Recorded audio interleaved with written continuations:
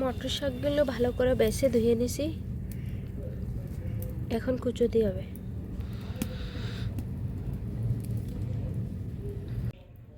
এদিকে শাকগুলো ভালো করে কুচিয়ে নিয়েছি।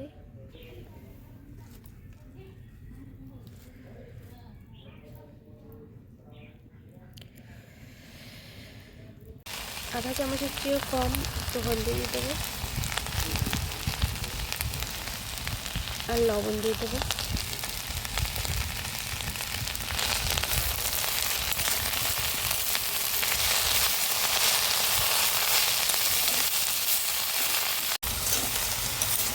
ভালো করে রসটা নিয়ে শাকটা ভেজে নেব।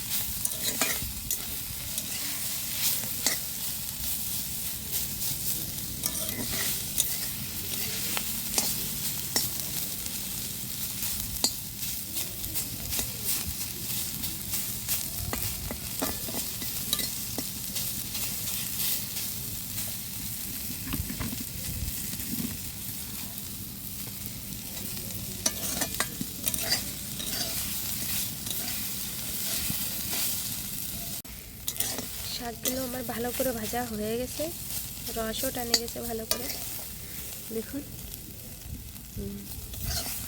এবার শাক কটাকে নামাই নেব। শাক আমি বাটিতে নামাই নিছি, এইবার শিলনোড়ায় বাটে নেব।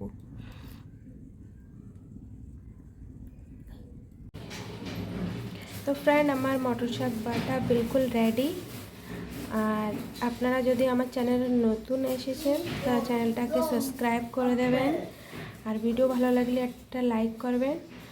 তো এইভাবে একবার মটর শাক বাটা করে দেখবেন, আপনাদের খুব ভালো লাগবে। চলেন তাহলে, দেখা হচ্ছে নেক্সট ভিডিওতে। Tata, bye bye.